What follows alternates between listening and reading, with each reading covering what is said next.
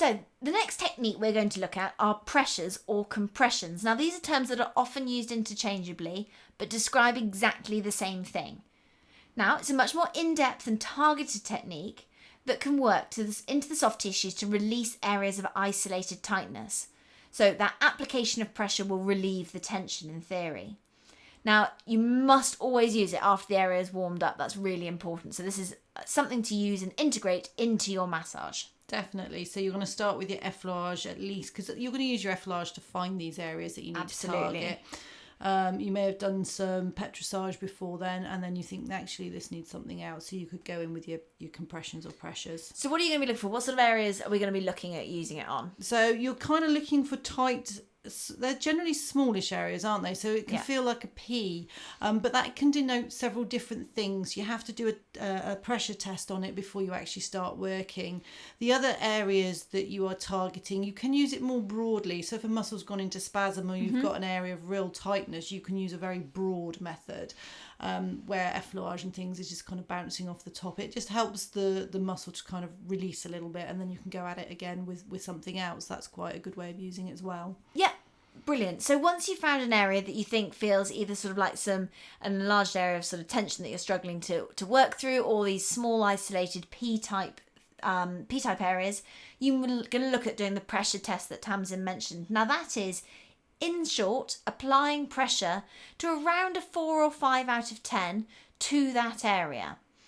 Now, you hold that for 10 seconds, and during that time, you're going to talk to your client. It's so important to talk. Yes.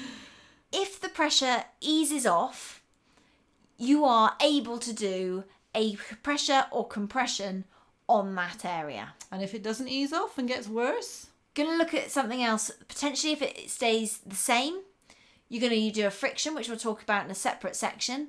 If it gets worse, you're going to walk away, effleurage it through. Perhaps you're looking at a nerve chain or some more damage in that area. So leave well alone if it's getting worse. So pay attention to your pressure test. They are actually really quite important. And there are other techniques in sort of level 4 that you can use that might be more beneficial. But at the moment, we're dealing with this one. So if the pain decreases after your 10-second pressure test, you can use the pressure. Perfect. So how does it actually work? What's the next step? Okay, so with this, you actually have to work with your client because you want your client to be breathing appropriately with this. It helps. And because it's quite a slow technique, it's quite helpful to talk to your client. So to perform it, what I'll do is I'll get my client to breathe in. Once I've found my location, that is, because I don't want to hold her breath too long. So I'll get her to breathe in, and as she breathes out, I will apply the pressure. And you want to go in deep enough that you're getting to a pain level of about 7 out of 10. Yeah. Yeah, so then you're going to hold that pressure for 10 seconds. And then what you do is you carefully and gently release out of it. So you want to go into it slowly and you want to come back out slowly. And you repeat this 3 times, going to a pain level of about 7. And you should find that each time you're able to go in a little bit further because it should start to slowly release. And each time you get your client to breathe in and out. And as they breathe out, you go in with your pressure. So in slowly, out slowly.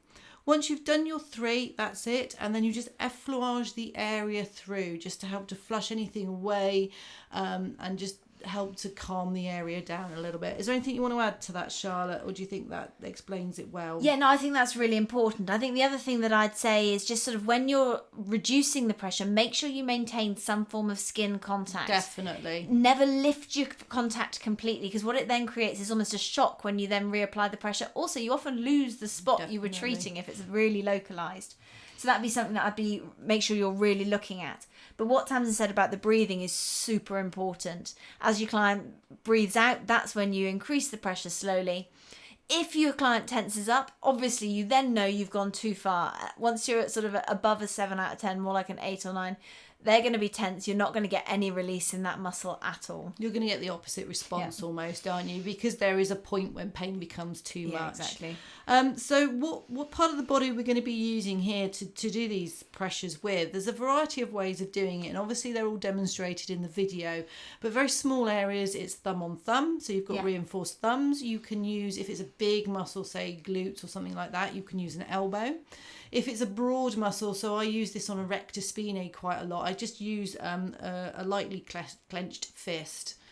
I don't generally get the 7 out of 10 pain response with that because it's such a broad area. So don't try and get to a 7 out of 10 because you might struggle and you might hurt your client. But it's a really good, useful, broad one. So fist, elbow, reinforced thumbs, can use knuckles. Anything else?